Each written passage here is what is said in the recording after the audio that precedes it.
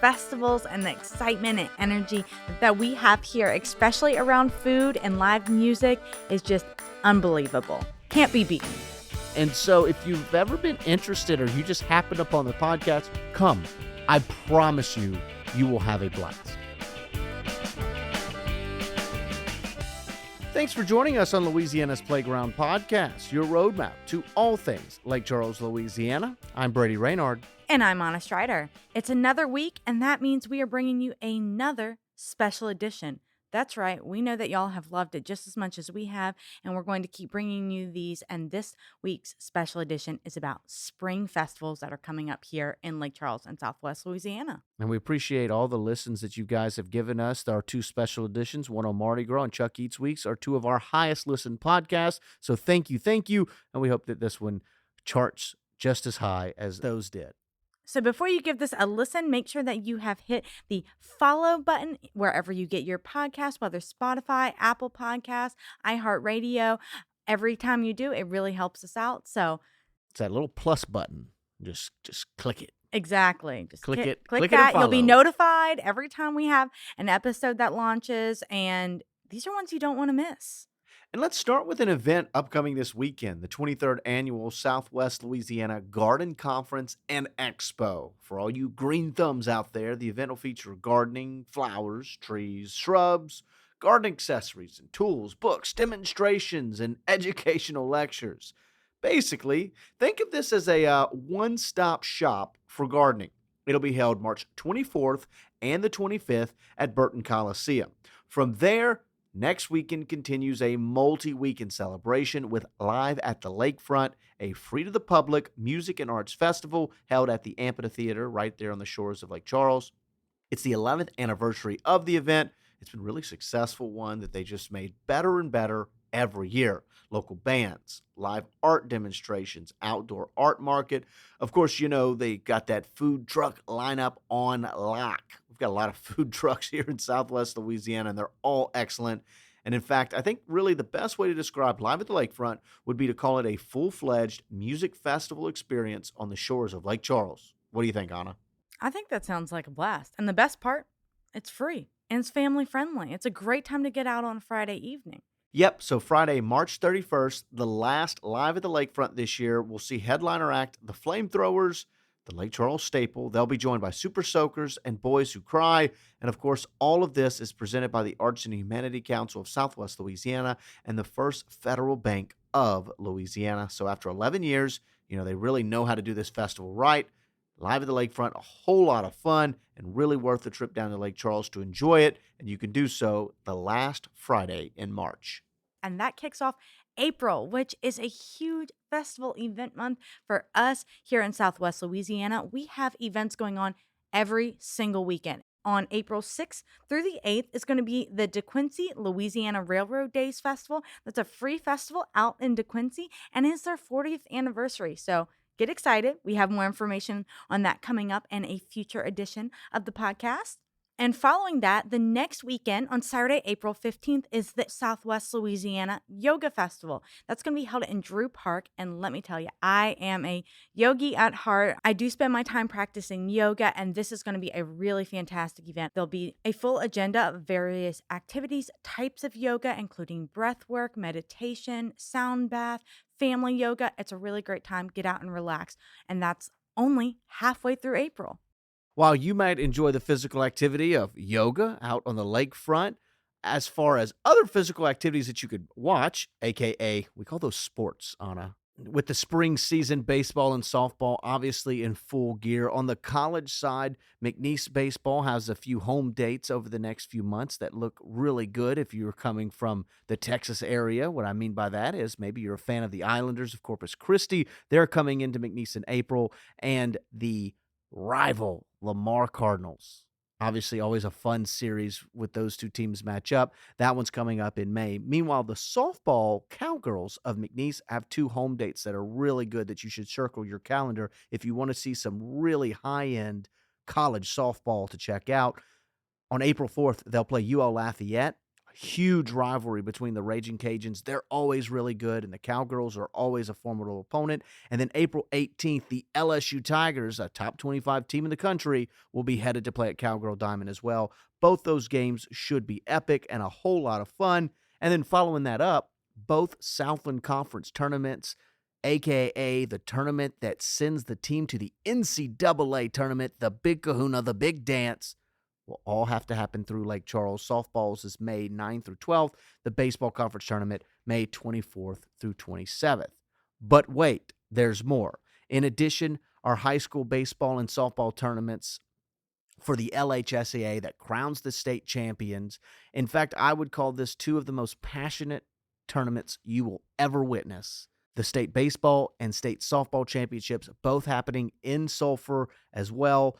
The Frash Softball Complex, April 27th through 29th, will host the softball championship. It's been here every year since 2001, so it is a staple in the community, and it is a huge weekend to come out and watch a lot of high school softball and future college softball players. A lot of competition there. And then the baseball will follow just a couple of weekends later, May 10th through the 13th, over at McMurray Baseball Complex, and they've been holding that tournament since 2012. So if you're a sports fan, especially on the diamond, baseball and softball, a ton of really high-end, epic championship atmosphere moments upcoming in Lake Charles over the next couple months. We said it was festival season for us in April, and it is another weekend. Saturday, April 22nd, it is happening downtown Lake Charles at the Lake Charles Civic Center. The Downtown Crawfish Festival is back this year, and it is even more exciting because they are partnering up with This Is Home Fest to bring you two festivals for one, all happening in the same place. You're getting the best of both worlds that we have to offer. The Crawfish Festival is what we call the spiciest event in Southwest Louisiana.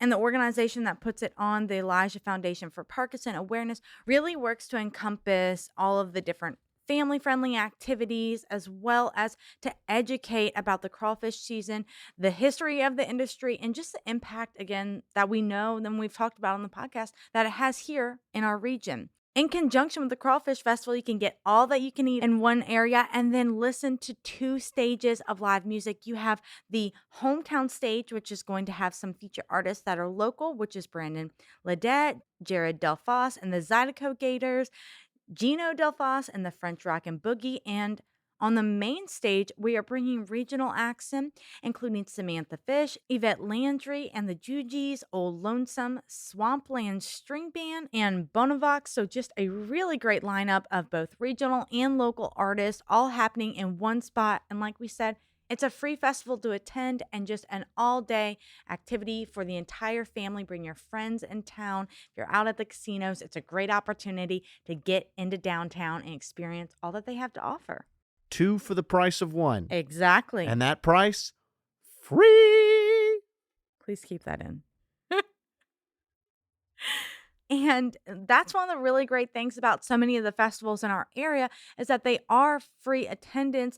And then the proceeds that you do spend on either your beverages or your food, they go back to support local businesses and different community organizations. So it's just a really great opportunity to experience and then impact in the ways that you desire, and while all enjoying a fun atmosphere.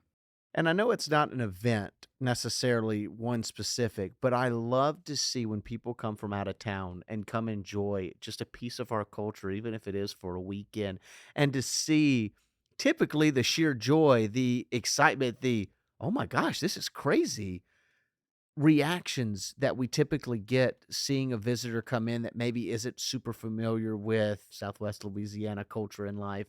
And so if you've ever been interested or you just happened upon the podcast, and you're like, you know what? I've never been and I'm not super familiar. Come. I promise you, you will have a blast. And I can vouch for that as an out-of-state resident who moved to Louisiana. The festivals and the excitement and energy that we have here, especially around food and live music, is just unbelievable. Can't be beaten. Now, to the last weekend in April, look, we celebrate something every weekend here in Southwest Louisiana, if it isn't apparent. The last weekend of April, the Spring Art Walk, it's really a cool event that you see a lot of local artists really bring their craft and passion and put it in the forefront in different booths that line multiple streets in downtown Lake Charles. They shut the streets off so it feels like the entire city is there and celebrating, because a huge piece of downtown Lake Charles is dedicated to this art walk. And it's a lot of fun. Even if you're not a fan of art, you'll be a fan of the event just because you can appreciate the passion and the effort and the hard work. And of course, the art shows, live music, and entertainment that go along with it. And of course, the good food. Exactly. And many of the different local businesses are open throughout that time. So you can pop in and grab a bite to eat, as well as shop at places you might just not get to sometimes when you're downtown or passing through on I-10 there. So a great reason to stop into town. April, we've got a lot going on, and that is just the beginning. It is really so much fun and so many activities and festivals and events as we go into May and the much loved Pirate Festival. It is the 66th, that's right, 66 years of the Pirate Festival here in Lake Charles on the shores of the lakefront, right there at the Civic Center as well. And that happens May 4th through the 14th. So 10 days, 2 weekends, plenty of time to get out.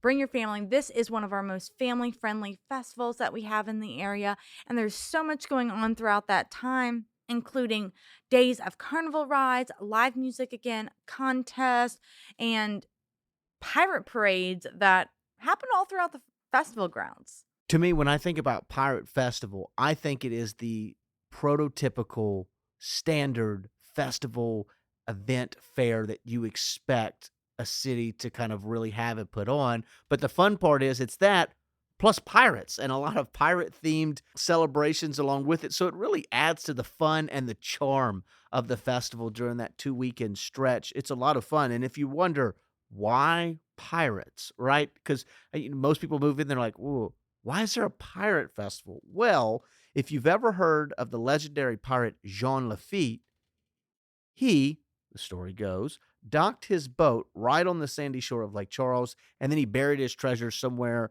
along the banks there. So that's where that legend and that connection to pirate culture really stems from, is that pirate, Jean Lafitte. It's always fun. The whole event kicks off that Friday night as they fire the cannons on the Lake Charles shorefront there to, quote unquote, defend the seawall from Mm-hmm. incoming pirates there. But the pirates win every time, and they'll capture our mayor, Mayor Nick Hunter, and they put him on trial and then force him to walk the plank. So it's a whole lot of fun just really diving into that aspect of Lake Charles history. As much fun as you'll be having the entire 10 days of the Pirate Festival, last year they added a brand new component to that called Rum Revival. And this component is much more geared to your nightlife, your adult centric event. It is a ticketed event. So the only part of this entire time that is ticketed. So you do need to get those in advance. But what those tickets open you up to is tastings from different Caribbean style restaurants in the area. There is Caribbean themed live music. We'll have a DJ in the evening. And then, of course, all of this is to celebrate more of that Caribbean culture that we have here in Lake Charles. And that ticket does come with all you can drink rum cocktails as well. That's a key part of that. So they tell me more than 40 different rum-based cocktails in addition to beer and wine, and then, of course, some tequila tastings as well. And, of course, all the information for the schedule, buying tickets, and all of that can be found where? At visitlakecharles.org/events. You said visitlakecharles.org/events, That's correct? correct.